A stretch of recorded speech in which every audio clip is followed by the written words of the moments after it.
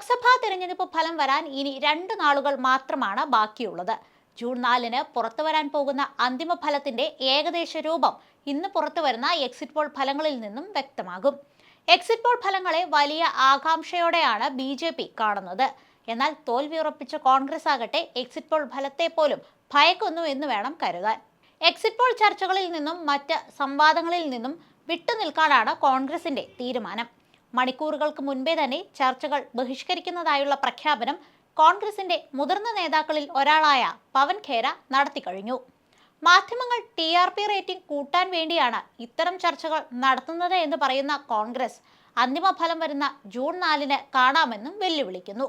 രാജ്യത്തെ തിരഞ്ഞെടുപ്പ് പൂർത്തിയാകും മുൻപേ പരാജയമുറപ്പിച്ച് എക്സിറ്റ് പോൾ ചർച്ചകളിൽ നിന്നും വലിഞ്ഞ കോൺഗ്രസിന് ചുട്ട മറുപടി നൽകുന്നുണ്ട് BJP.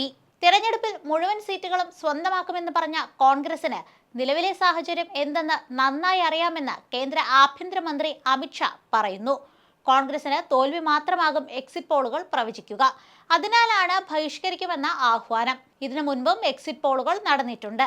എന്നാൽ ഇക്കുറി തോൽവി സുനിശ്ചിതമാണെന്ന് കോൺഗ്രസിന് അറിയാം. അതിനാലാണ് അവർ എക്സിറ്റ് പോളുകൾ ബഹിഷ്കരിക്കുന്നത് എന്നും അമിത്ഷാ വ്യക്തമാക്കുന്നു. കോൺഗ്രസിന്റെ നിലപാടിനെതിരെ BJP ദേശീയ അധ്യക്ഷൻ JP നദ്ദയും രംഗത്തെത്തിയിട്ടുണ്ട്. കോൺഗ്രസിന്റെ ഈ പ്രഖ്യാപനത്തിൽ പുതുമയില്ലെന്നാണ് നദ്ദ പറയുന്നത്. കളിപ്പാട്ടം നഷ്ടമായ കുട്ടിയെ പോലെയാണ് ഇപ്പോൾ കോൺഗ്രസ്. ഫലം തങ്ങൾക്ക് അനുകൂലമാകില്ലെന്ന ഘട്ടങ്ങളിൽ ഒഴിവാകുന്നത് കോൺഗ്രസിന്റെ പതിവ് രീതിയാണെന്നും നദ്ദ പരിഹസിക്കുന്നു. BJP നേതാക്കളിൽ നിന്നും മാത്രമല്ല രാജ്യത്തെ സാധാരണ ജനങ്ങളിൽ നിന്നും കോൺഗ്രസ് വിമർശനം ഏറ്റുവാങ്ങുന്നുണ്ട്. കോൺഗ്രസിന്റേത് ഒളിച്ചോട്ടമാണെന്നാണ് പൊതുജന സംസാരം. എന്തായാലും കോൺഗ്രസിന്റെ ഭയം സത്യമാകുമോ എന്ന് എക്സിറ്റ് പോൾ ഫലം പുറത്തു വരുമ്പോൾ അറിയാം.